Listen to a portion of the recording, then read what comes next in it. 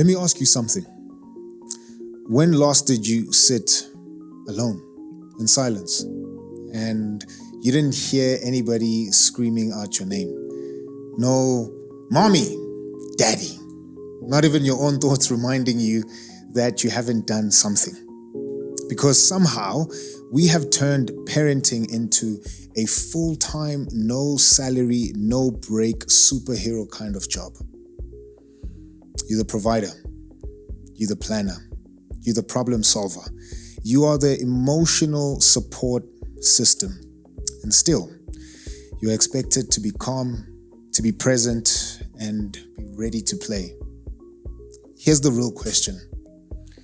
How are you supposed to build a happy, healthy child when your own superhero suit, maybe your cape, is falling apart? See, in this episode, we want to explore how does the juggle look like for you. Welcome to the Playdate. Welcome to the Playdate, the podcast about shrinking the gap between the parent you have to be and the playmate your child needs. Let's be real. Parenting has become a full-time, no-salary superhero job. But when your cape starts falling apart, you aren't just tired. You're managing a schedule instead of raising a child. Today, we're looking at how play isn't just for kids. It's a mental health reset for you. We started by asking our community, what was the biggest lie as a grown-up you believed as a kid? Let's see who's still recovering from the truth. Every adult is of sound mind.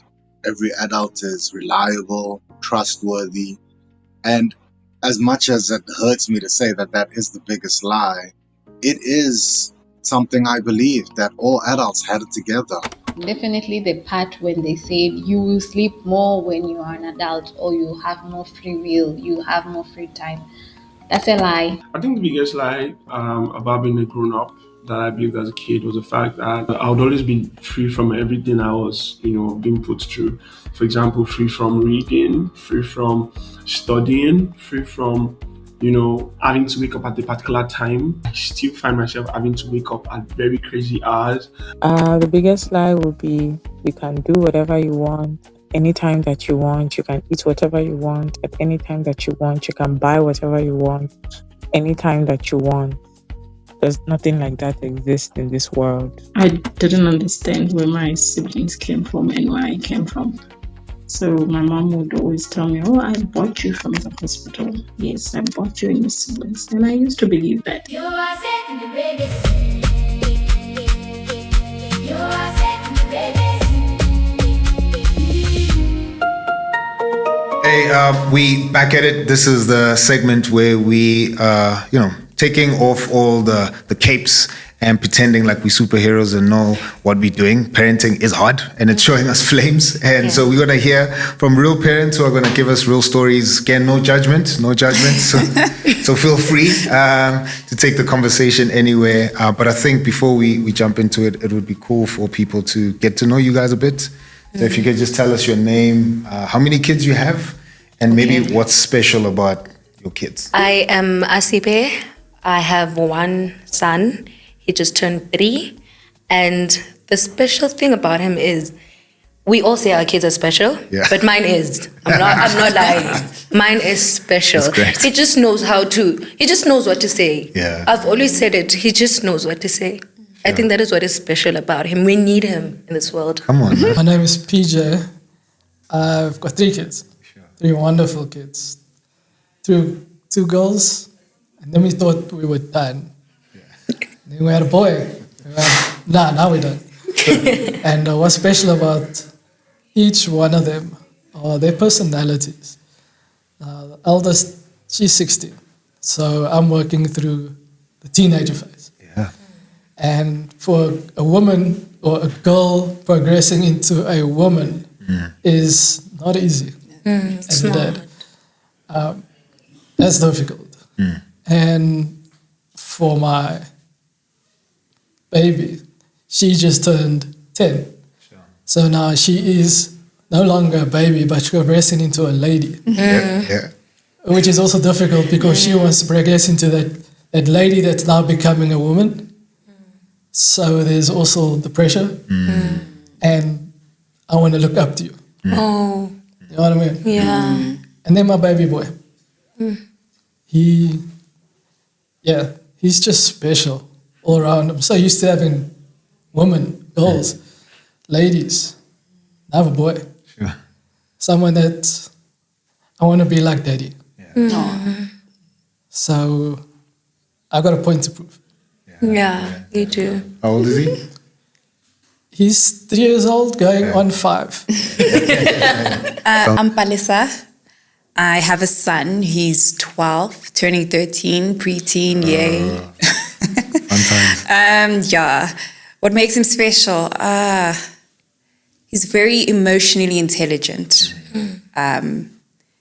which is very telling. I think about the times that myself and my siblings grew up versus, the world that he was born into and how he is so with it. And I don't even get why, there was a lot happening in the times that he, when he was born, that, it's just incredible what he's become. Yeah. So I think that makes him special.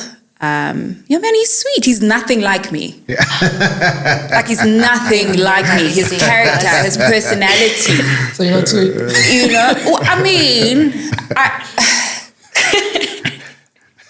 I don't know.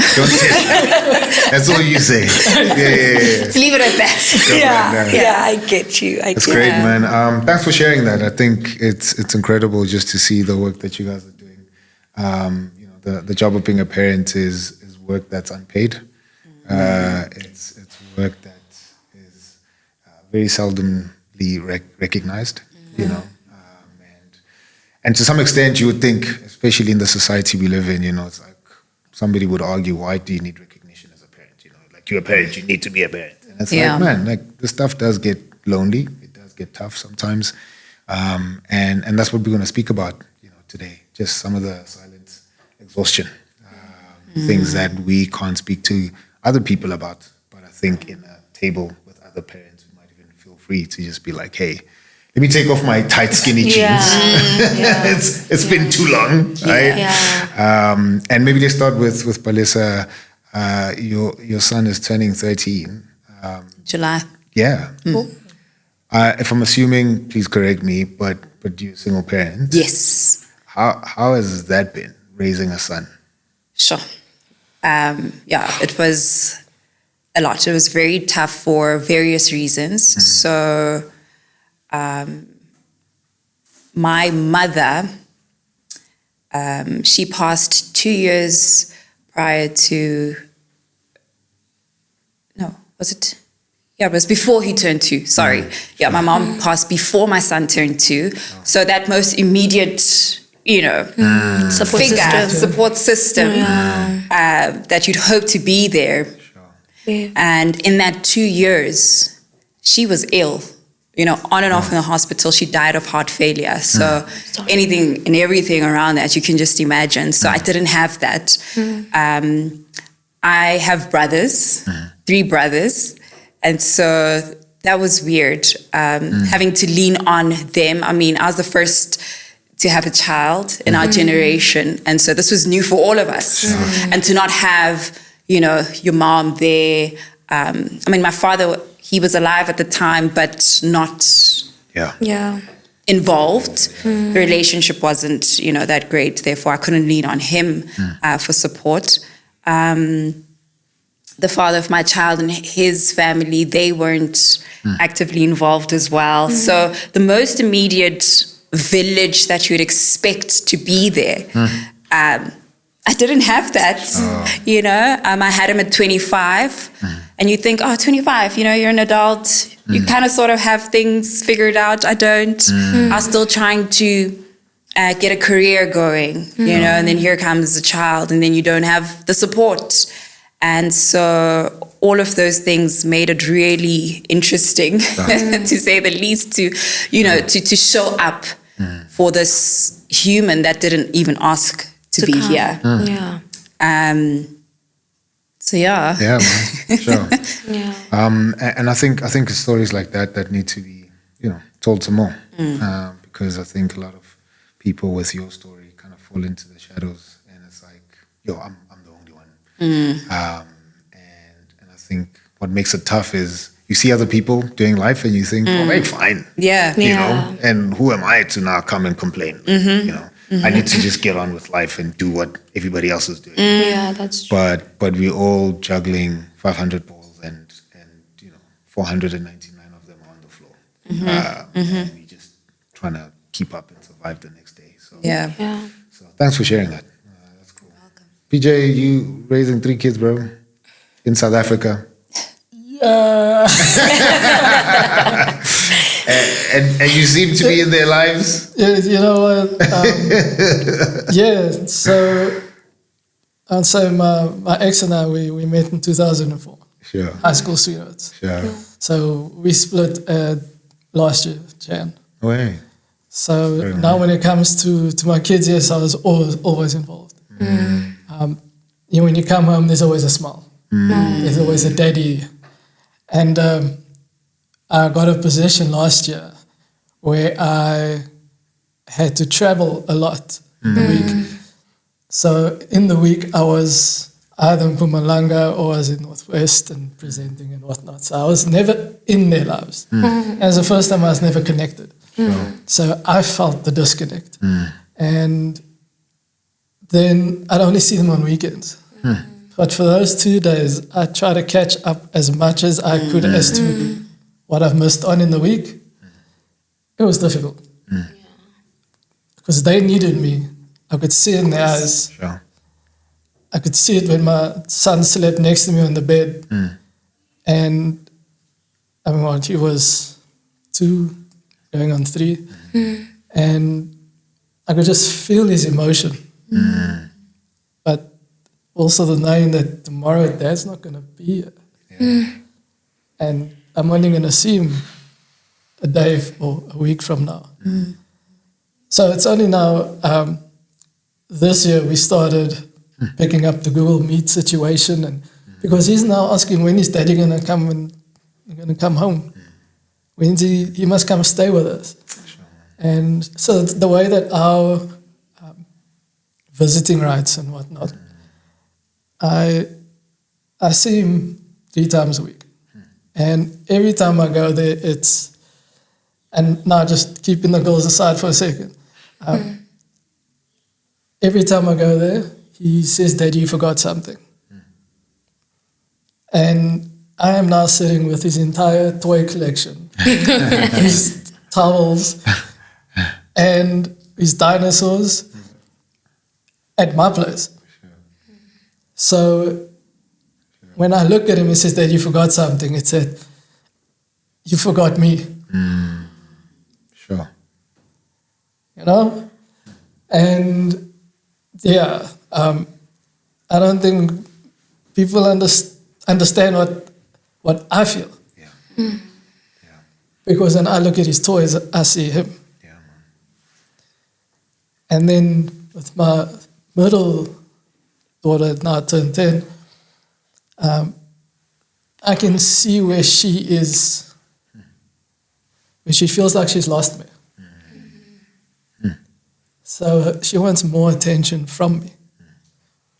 And as a middle child myself, I can relate. Just the difference with me is I can foster relationships very quickly. So that's a natural talent that I brought up for myself so that I don't have to worry about my siblings. I can say that when I need them. So my friends become my family. And they're my eldest. She's to herself, if I can say that. She wants to be within, but we leave her to be herself, becoming a lady or a woman. And I mentioned to a friend, she's overseas but knew the family, knew the kids and whatnot. And she knows exactly what I mean when I say I'm letting a lady become a woman. And, I told my ex, that's you. Sure. cannot do that. I've seen you become a woman, and I know how difficult it is. But for a father, I have to, and having the opportunity to have a present mother, you know, and the willingness to be in the kids' lives as well. I mean, she's a godsend. I love her. And I told her, well, I asked her to please help me. I know the girls need me as a father figure, but please help me. I see you're responding quite a lot. You've been reacting.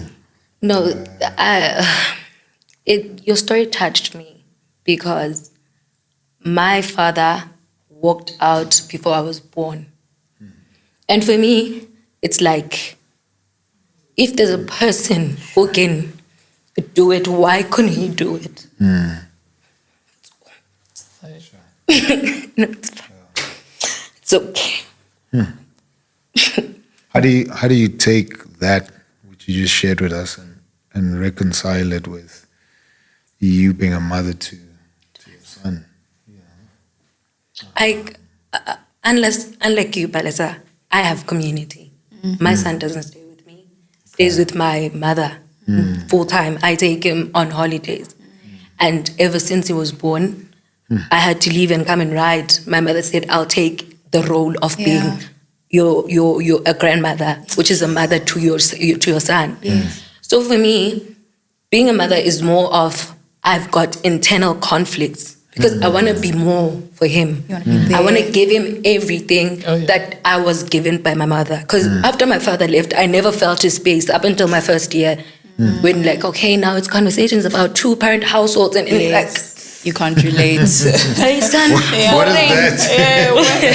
Foreign. And then now when I had my son, his father's in the picture, Shema won't lie. I can't really, I won't disqualify his presence in his son's life. He's a good father in his own way. But for me, it's always been, I want to be more for him. I want more than my mother gave me. I want to give him more. And that's where the problem starts, because I crash out when things don't go my way. Because it's like, how am I going to be a mother? It goes back to what I was saying. I think that is why I have this thing. I don't want another child. Because it's like, I'm already pressing my emotions with this one. Another one is going to take away from me, which is selfish, I know. I think I can shift my selfishness for one child. A second one, no. No, thank you. No, thank you. I think the heart has an extraordinary way of expanding. And you only realize that when you have your second kid. So all I'm saying is don't worry about your heart's expanding. It will do what it was does what it created needs to do. Right? So if it ever gets there, don't worry. Your heart has enough capacity. Yeah, I think in the same vein, thinking about bloopers and falling flat on our faces as parents. If you guys could share some of those stories, a time where you were like, man, I'm a mumesh here. I'm a Popeye. What am I doing? Yeah. There's times when I fall flat and I'm like, thank God my kid is a kid because she won't remember this. I say that all the time. Yeah, the grace of just them not having memory. Sure. He won't know anything. So when do you say that? What would be happening? Okay, recently what happened is I had an episode, I was going through something. Yeah. So I started crying and he was looking at me like, why are you crying? I was like, thank God, he's not going to be telling his friends because my mother used to cry in front of me. Sure. The embarrassment of having to cry in front of your son. Sure.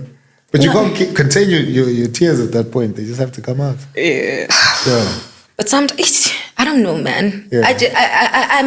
I'm a true believer to let kids be kids. Yeah. I don't like showing my kid how I'm feeling. Sure. I like him to see me happy. I'm good. He's good. We are good.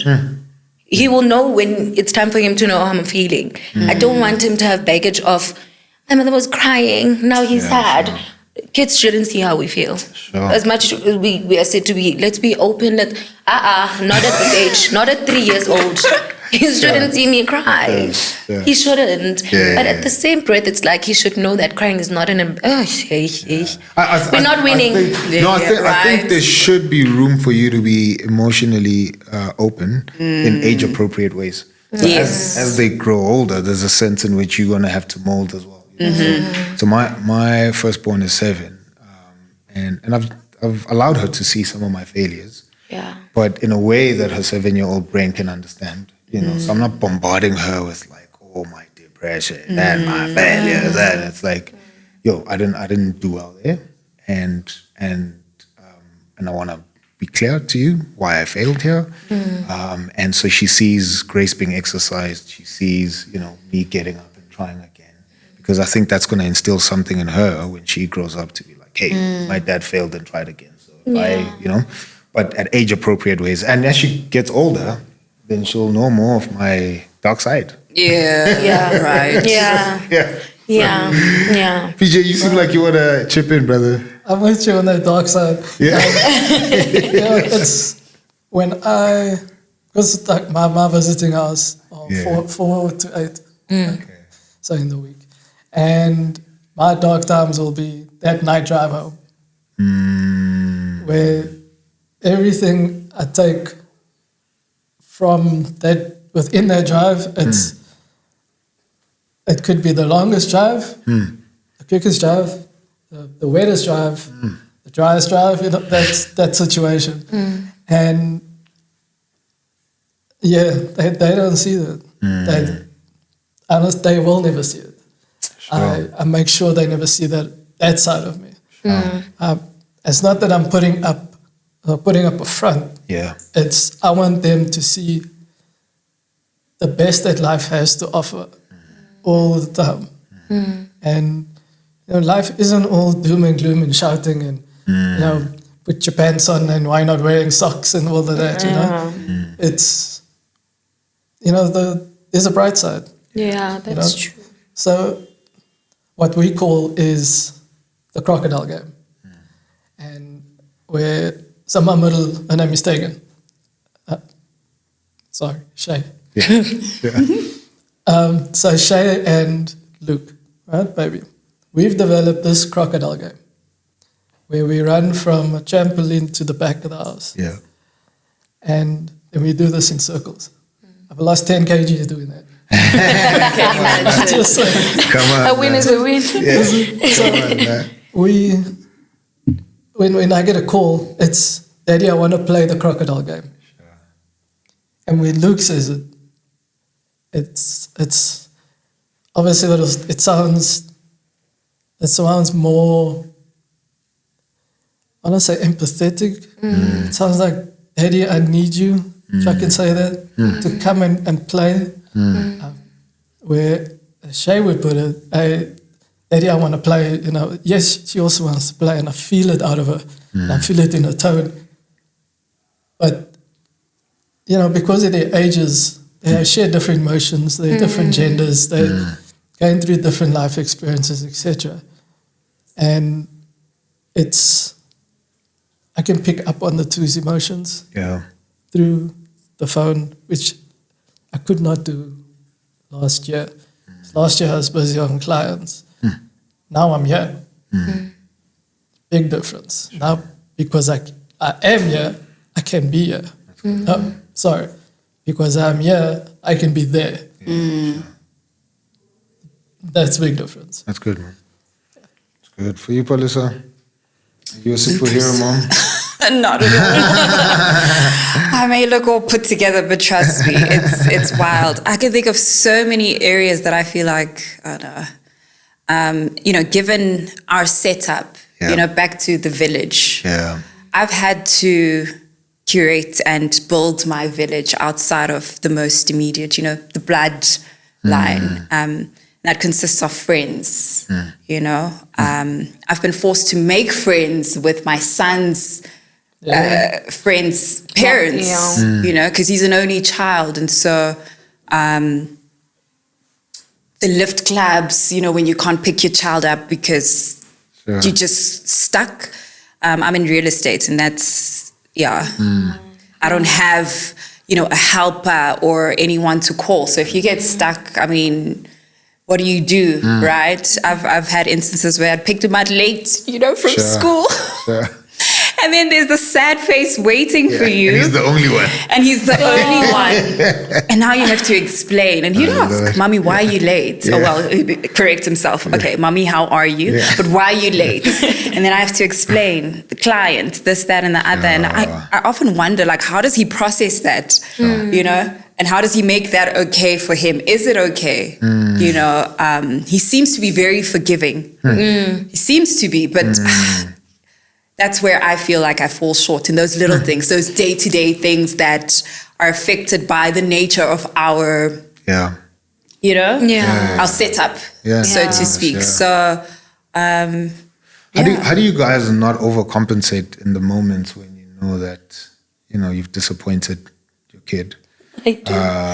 And then you're like, let's now take you to McDonald's every day. And it's like, you're going to kill your kid. Yeah. Like, how do you take responsibility to say, I've really flopped? Yeah. No, I'm grateful for how I was raised, because we were not raised, with silver spoons in our mouths. Sure. We understand struggle. We understand nice times, We understand that there are ups and downs to life. And so I try to be honest with him. I don't try to portray that I have it all together. Of course, you try, depending on, how old they are, to kind of protect them from certain aspects of what the real world really, can dish out. But I try to be honest. I try to be real with him. I apologize when I'm wrong. That's hard. I didn't have parents that apologized. They were parenting under... tough circumstances. Survival was the thing. As long as you've got a roof over your head, food on the table. That was you the go apology. to school, are you not fed? Don't you have a bed? So now I'm realizing with this one, that's now emotionally, he's connected. He's like, no, if he's hurt, we've got to talk about this. I've got to, own my mess in it. And just being real and honest is the only way around, navigating him and his character and personality, because it's either that or it affects the relationship, it affects him and how he shows up, in the world. So it starts with me. Yeah, that's true. I often have to call myself out. I feel like I grew up with him. I had to grow out of certain habits that I may have had that I realized through parenting that this is probably not a good thing. And if it wasn't for being a parent, I probably wouldn't have been exposed in these moments to the fact that certain things about me that are problematic. Yeah, that's true. So to speak. So, Good. You traveling quite a lot, obviously you had to juggle that. Like when you think about, state of our economy, having to work hard, do you guys have hope that parents will find a balance? Is there balance? I'll start. Balance, what's that? What is that? Right? Nothing is coming to mind. I just want to keep him alive for the next year. I honestly, Sure. Parenthood is the thing that you need to navigate in your own terms. When it comes to saying, no, the future, this is what I hope. I stay with my son. That is what I want. Stay with my son because I want to raise him in my own way. So that I don't say, because he was with my mother, that's why he turned out this way. Yes, I want to do that. But hope for the future. We can just hope. We just pray that you guys do these things more often so that we can digress. But honestly, I don't know about the future. Sure. I don't know. I mean, I'd say, for me, not to be religious or spiritual about it, but, when my son was born, or before he was, I literally had to have a conversation with God.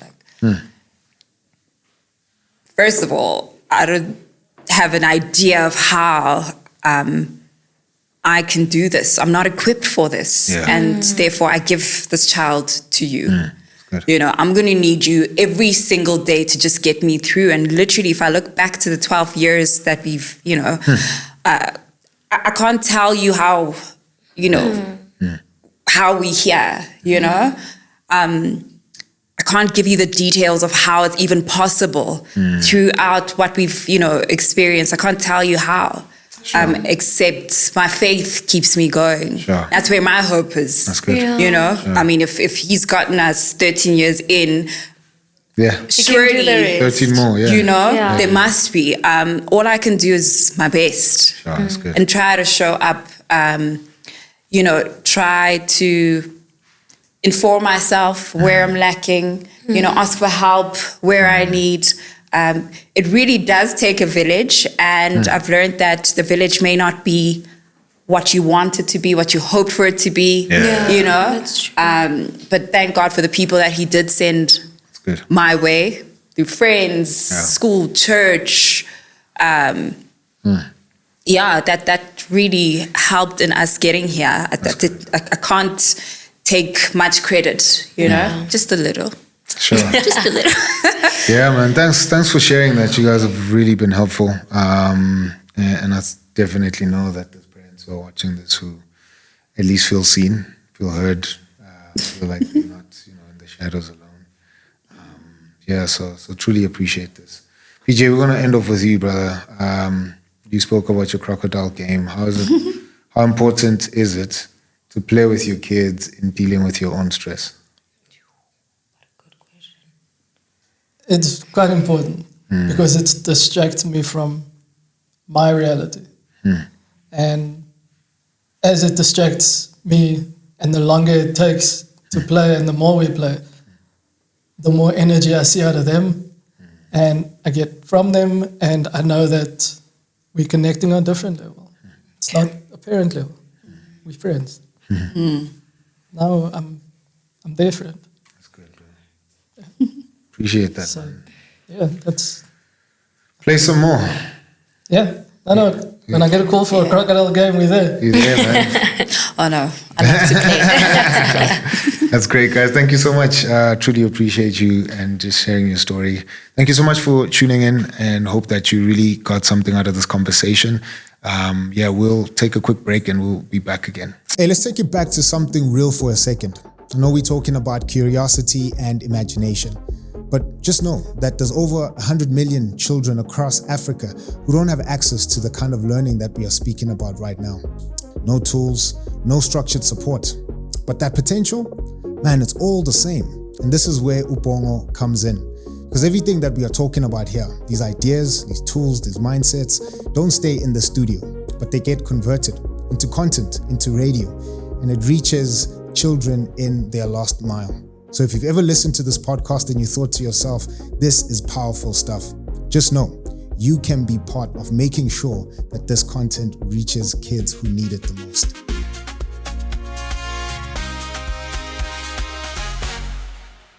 Hey, welcome back. I hope that you've been enjoying the show so far, and maybe you've been listening to the conversations that we've had and you're thinking to yourself, this is exactly me. And I've identified myself with the other people, other parents, but man, how am I going to fix this stuff? Well, you're in safe hands. I have an expert, right? You know, when somebody is called an expert, you know that they're going to fix all your life's problems. Yeah. And so we have none other than Mlungisi Nkosi. How are you, sir? I'm fantastic, and yourself? You good, brother? I'm good. Good, man. So you're the expert that's going to fix parenting issues? Hardly. I'm still figuring the journey out. So, so let's wing it together. That's great, man. That's great. Early on, we had a round table discussion with a couple of parents, just trying to navigate the realities of what it means to be a parent who still has to, be in the job market, trying to provide for your family, and navigating the tension of, just the pressure that comes with trying to juggle both worlds.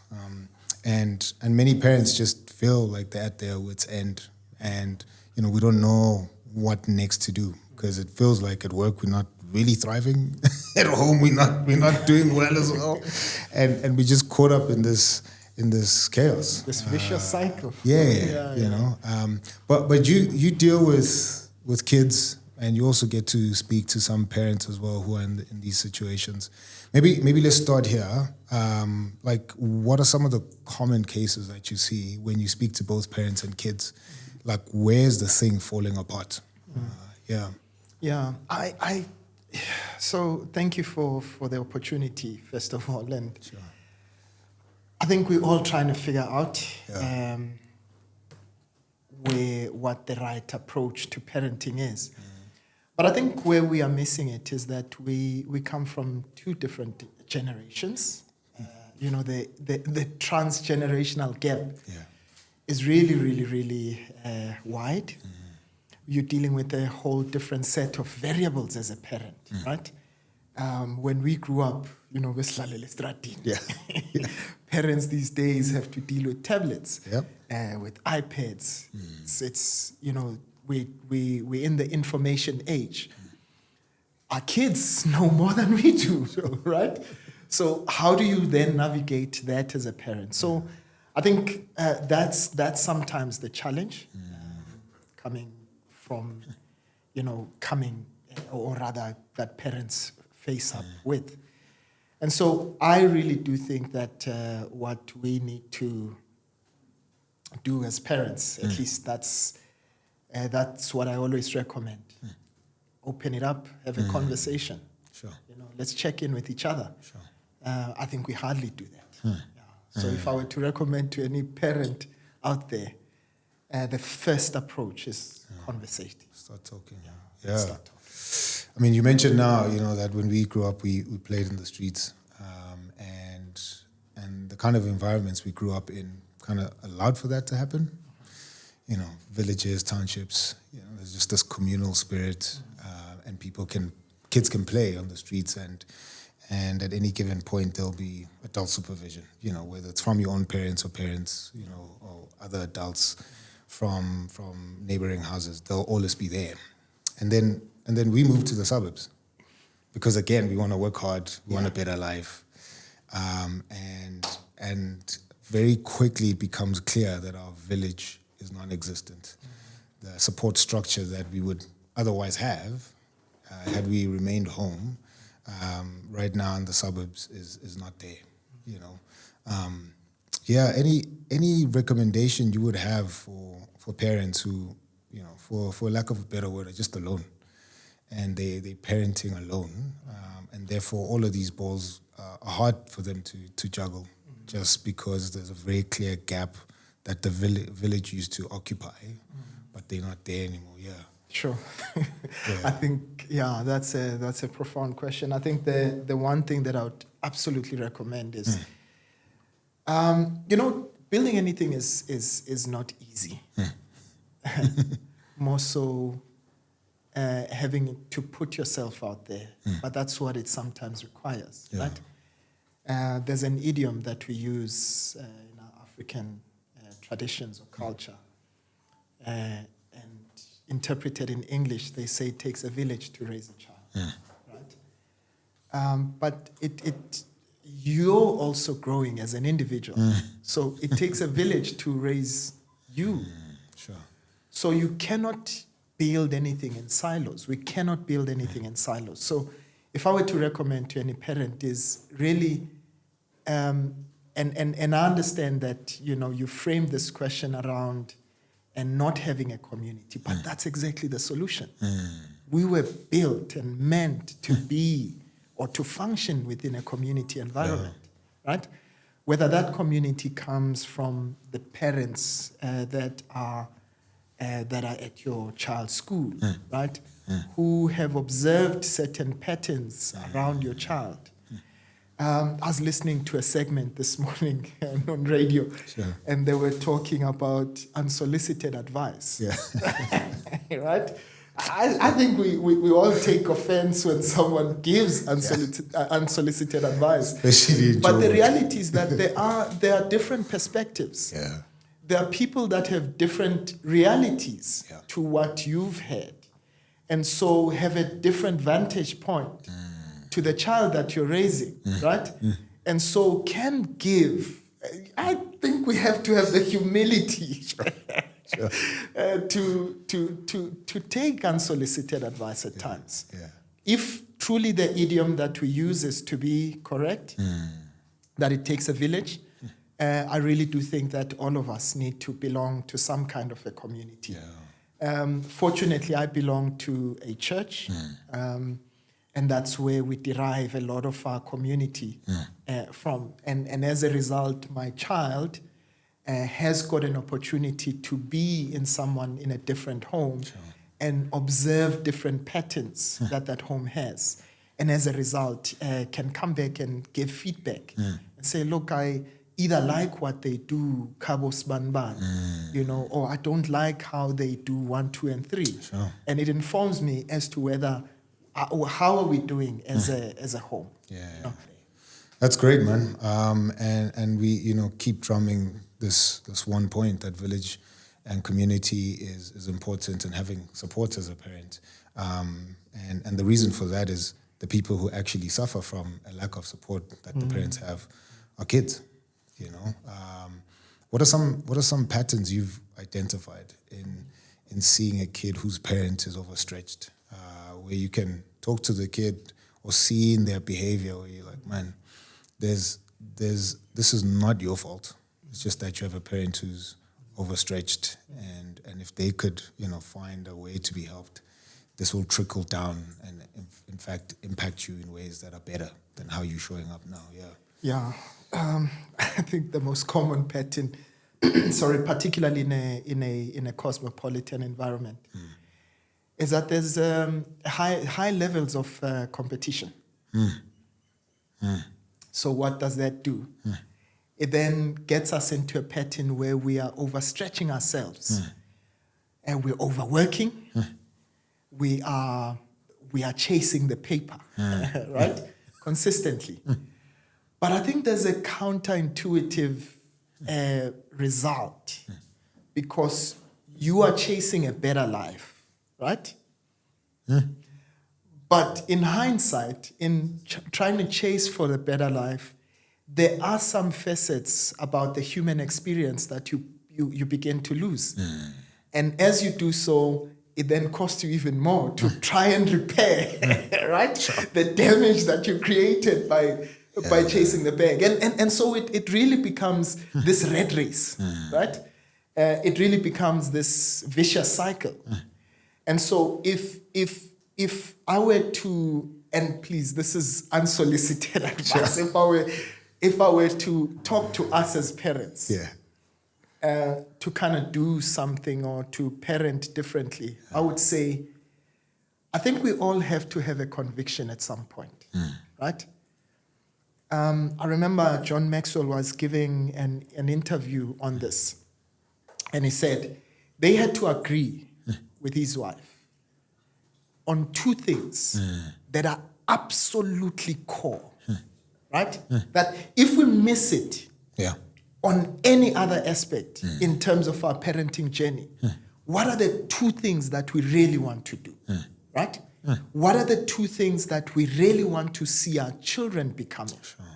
And so I think for me, it really starts there. Manage your expectations, right? We're not perfect, but what are the 2 core things that for us as a family, we would like to see our children becoming, right? And I will leave no stone unturned in seeing that becoming a reality in our children.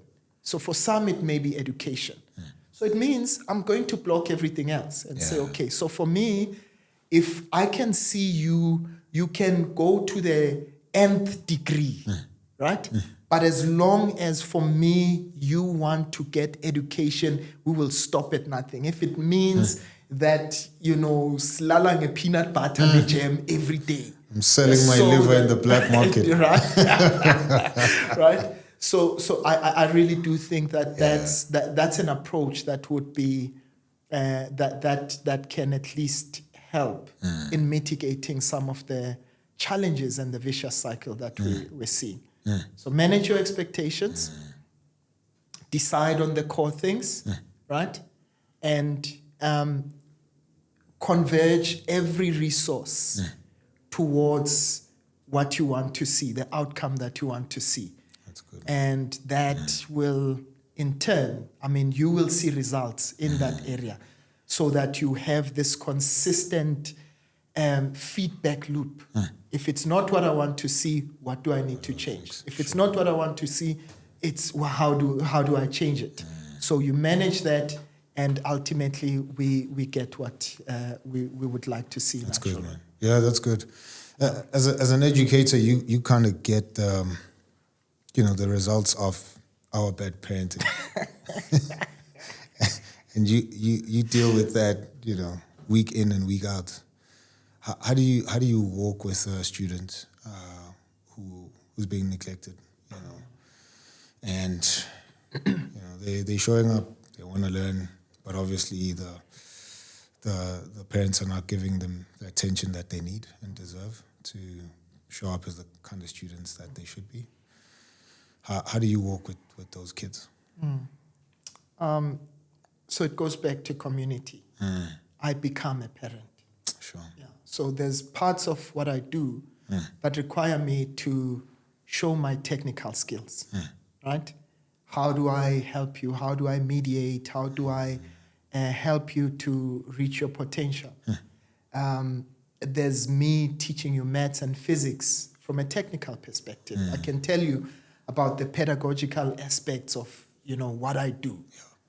Yeah. But then I have to then tap into Mlungisi as the favorite uncle. And that's a tag, by the way, that's a title that, the students have given to me. Sure, man. Favorite uncle. So which means there's a part of what they see in me, being a parent, okay?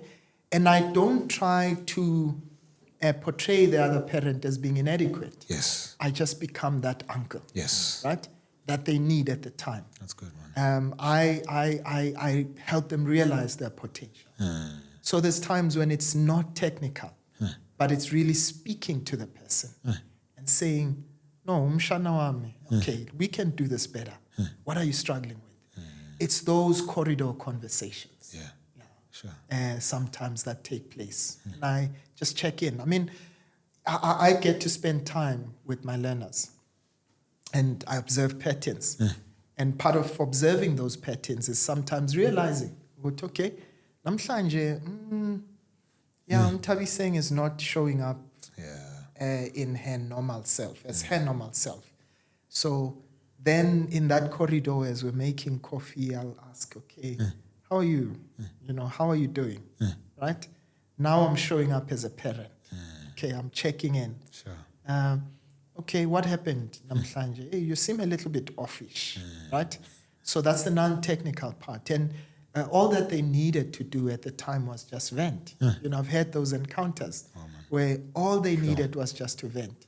I would sometimes avail my office, to just have a conversation with them. And, sometimes it's just giving an ear, lending an ear, right, as a parent. And they don't really need that much advice. They just wanted to vent. And that's it. And I don't even need to have the conversation, a follow-up conversation with the parent. I have filled in the gap. Sure. That's the beauty of community, right? That's good. I think I'm going to keep coming back to that, that's right? good, man. That's the beauty of community. That I don't even need to get an award that says, hey, favorite uncle, whatever. But all I needed to do is, at the time, just fill in that vacuum that was there. Yeah. We're speaking about parents who are overstretched here. You're a parent yourself. How broad are your shoulders that you can carry the weight of all those students and not overstretch yourself, and become exactly what they're lacking at home, and then how do you show up at home as a dad yourself? So firstly, I want to talk about the law of the pivot, right? Sure.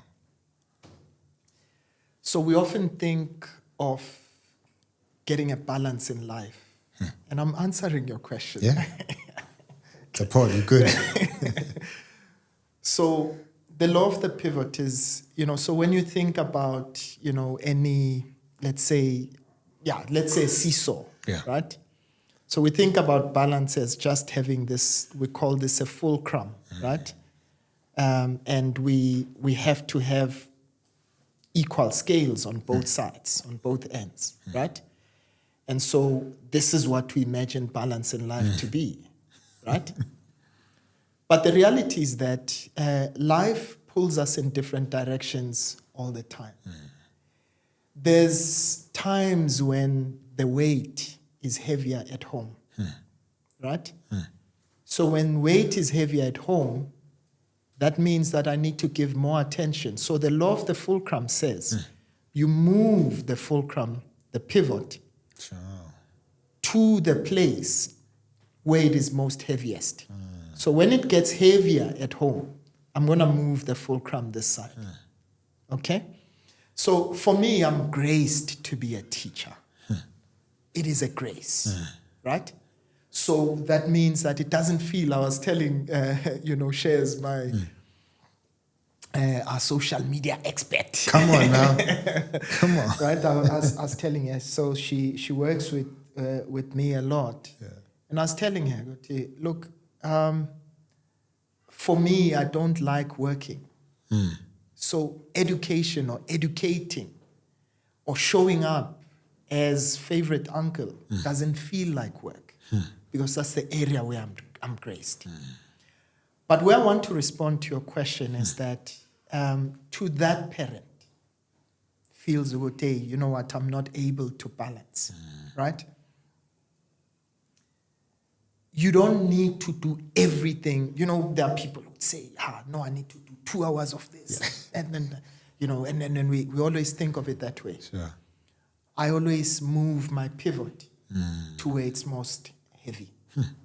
So there are times when I realize, right?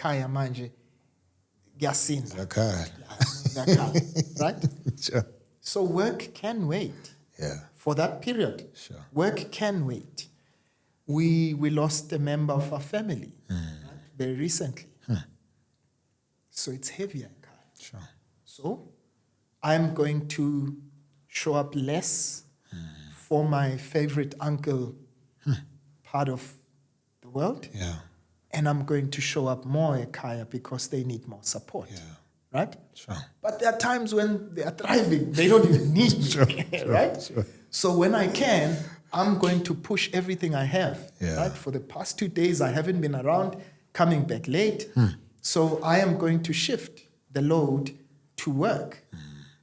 But of course, there's payback time. Right? When I realize, okay, now I've been pushing a little bit at work, so I'm going to now actively create time so that I can be with them. Sure. So it's not necessarily a balance in a sense that, I need to do everything. I need to be spot on. But it's where's the load the heaviest? Where it is the heaviest, I just shift the fulcrum there. That's great, bro. You're helping me, man. I'm the 2 hours. We need to bath here, clean here, do here. And it never works. Ever. Well, I'm glad you admit it. Never works. I'll sit with my schedule. If anything, what it does is that it engenders a sense of guilt. Yep. Right? Because you stretch yourself too thin. Yep. And you just realize, but I'm never able. Because you've got these rings that you need to close every time. So when you haven't closed, the ring, so you feel guilty, right? Yeah. And think about it. There's a parenting ring. There's there's a husband ring that I need to close. There's a career ring that I need to close. And you just realize, if I am going to try and close all of these rings in one day, no, I'm setting myself up for failure. Yeah, but the question is, namhlanje, what can I be the best at today? Come on, right? Yeah, and I focus on that. That's great, brother. Yeah. Man, bro, thank you so much for this. I think you've helped me more than the parents who are watching. so thank you for this. We just have a couple of Hot tips here. Yeah, we want to leave parents with some practical things for them to do. So I'll read a hot tip and you can comment on that. Okay. First hot tip says, perform a duty roster, delegate one chore you hate to a partner or older sibling or helper to free up 10 minutes for yourself. What would you say to that? So as a parent, delegate, give something you hate away just so that you can have 10 minutes for yourself. Sure. I don't even know how to... I think hate is a strong word. It's speaking to people like me. Okay. I schedule time for the things I hate. So let's say dislike. Dislike. Let's say dislike. So it's important to show up for yourself as well. Yeah. So if it means that you have to be accepting that you also need help. Yeah, there are things that you don't like as a person. So if it's possible, if you've got a partner, if you've got someone else, we in our homes, Konamanje, we've got helpers, right? If you've got a helper who doesn't mind taking on certain responsibilities, instead of us, pulling each other's hair and, saying, washing is each other. I don't like washing is each other, So is it something, and I always say, man, if there's some responsibilities, if I can pay my way out of it, then I see it. Sure. I don't like driving. Hey, the one thing that I'm looking forward to, is getting a driver. Is getting a driver. Come on now. Come on now. So that buys me time because then it means then I can show up maybe on socials or whatever a bit better. Sure. Because I realize I don't have as much time as I used to. So if I can be able to delegate a duty, then so be it. That's good. Let's go to the second one. So the second time when you feel a snap coming. So you're frustrated, you know that the temper's coming up. Set a 5-minute timer for a stress relief sprint. Stop everything and join your child's play with 0 corrections. So set 5 minutes aside, go join your kid and play with them, and that's going to help you relieve your stress. Okay, I'll take that. That's the only comment I'm making on that one. Okay, I'll try it. Okay. I'm willing to try it. That's good. Let's go. Another hot tip, establish a no-chore zone for the first 10 minutes after you get home. Ignore the dishes, ignore homework, just be physically present on the floor with your kids. I'll also try that.